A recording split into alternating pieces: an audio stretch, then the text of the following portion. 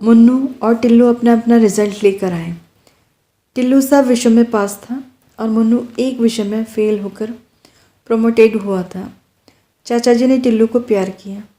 मुन्नू पास खड़ा आंसू भरी आंखों से टुकुर टुकुर ताकता रहा। चाचा जी ने कहा, फेल हो गया ना, पढ़ने लिखने में मन लगाओ मुन्नू साहब, तब टिल्लू की तरह पास होगी।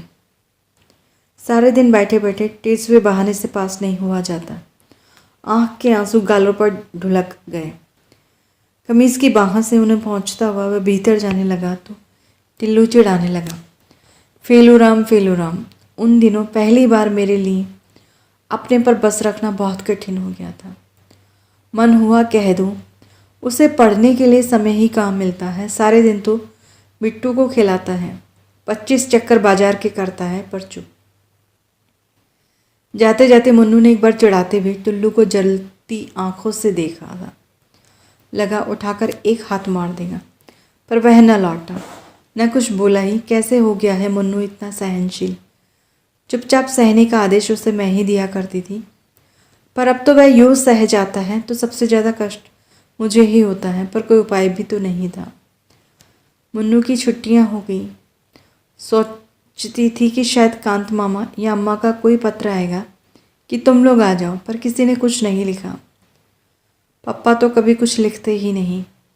अम्मा कभी कभी 2 लाइनें लिख देती, मैं धीरे धीरे ठीक हो रही हूँ, तुम चिंता मत करना। लीला को आशीर्वाद, बच्चों को प्यार, चाची की मदद करना, तंग मत करना। मुझे हर बार लगता था कितनी झूठी चिट्ठी लिखती हैं अम्मा, पर धीरज की अवधि खींचते खींचते 1 साल तक पहुँच गई। पिछले मार्च में सुनवाई हुई थी और अब इस साल का अप्रैल है। अब तो मुझे लगने लगा था कि जैसे ज़िंदगी भर हमें इसी तरह रहना है, बस इसी तरह। अब मैं भी कॉलेज में पढ़ने नहीं जाऊंगी। मुन्नू हर साल एक विषय में फेल होकर जैसे तैसे प्रमोट हुआ करेगा। अम्मा शायद हमेशा बीमार रहकर मामा के यहाँ इलाज ही करवाती रहेगी। पापा वैसे ही सीलन भरी बदबूदार कोठरी में अपने खाना पकाया करेंगे। और अभी आज पापा की चिट्ठी आई, उनके हाथ की लिखी पहली चिट्ठी। मैंने 1000 बार उसे पढ़ा, 1000 बार देखा, जैसे उस कार्ड को छूकर पापा की हालत का सा ज्ञान हो जाएगा। पापा ने हमें बुलाया नहीं, कहने से चाचा जी ले जाएंगे, पर इस बार जाएंगे ज़रूर, चाहे कुछ भी हो जाए। कांत मामा को लिखूं, वे लेते जाएंगे। कल सवेरे 10 बजे फैसला है। हम दोनों कांत मामा के साथ आ गए। धर्मशाला में छोड़कर पापा को लेने चले गए। पूरी उम्मीद थी कि इस बार अम्मा ज़रूर आ जाएगी, पर वह नहीं आई। मामा ने इतना ही कहा, उसकी हालत लाने जैसी नहीं थी। फैसला हो जाए तो तुम लोग वहीं चलना, पता नहीं अम्मा किस हालत में है। मन बार बार कांप उठता है, मामा कुछ छिपा रहे हैं। मैंने भी अम्मा से कितना कुछ छिपा रखा है। आज कौन किसके बारे में सही बात जानता है। दूसरे को हल्का रखने के लिए सब अपने अपने दुख से ही आदी हो रहे हैं। पप्पा आए तो मैं और मुन्नू उनसे लिपट गए। पप्पा, शायद पप्पा को भी हम लोग ऐसे ही लग रहे होंगे। कितने कितने आंसू बह गए हम तीनों के। कांत मामा भी रो पड़े।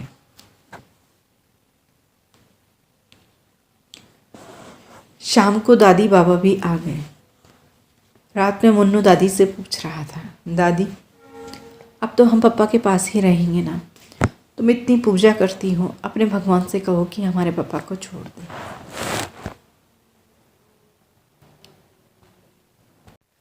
हाँ बेटा, अब तो पापा के पास ही रहेगा। रात दिन भगवान से यही तो कहती हूँ। चाची के पास तो अब मैं कभी नहीं जाऊँगा। टिल्लू अपने को समझता क्या है। मैं अपने पापा के पास रहूँ और फिर आ जाए। हर एक चीज़ में पछाड़ सकता हूँ, पढ़ने में भी, कुश्ती में भी। पहले फर्स्ट भी आया हूँ एक बार क्लास में। क्यों दीदी, आया था ना? मेरी आंखें भीग गईं। कितने दिनों बाद मुन्नू को उसके असली रूप में देख रही हूँ। टिल्लू ने उसे चिढ़ाया था, इसने कुछ नहीं कहा था। चुपचाप भीतर बैठकर रोया था। शायद जानता था कि टिल्लू को कुछ भी कहने का अर्थ है चाची की मार। पर मुझे कितना बुरा लगा था उस दिन। कहाँ चली गई मुन्नू की बाल सुलभ ईर्ष्या और प्रतिस्पर्धा की भावना। क्या इतनी सी उम्र में हम लोग सब कुछ सहने के लिए ही बने हैं? मुन्नू दादी की खाट पर ही सो गया। मुझे बिल्कुल भी नींद नहीं आई। कल फैसला है, हम सबकी किस्मत का फैसला। कांत मामा बहुत आश्वस्त हैं, पर पप्पा के चेहरे पर तो कोई भाव ही नहीं। फैसला हो गया। मैं भी कचहरी गई थी। इस बार किसी ने रोका भी नहीं। वहाँ खास भीड़ नहीं थी। पप्पा से भला घर वालों के सिवा किससे दिलचस्पी हो सकती थी। पप्पा कटघरे में खड़े थे।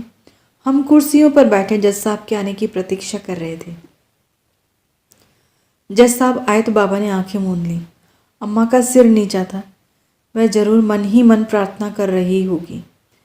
मैं मुन्नू का हाथ कसकर दबाए बैठी थी और मुझे लग रहा था कि अब और देरी होगी तो मेरी सांस घुट जाएगी।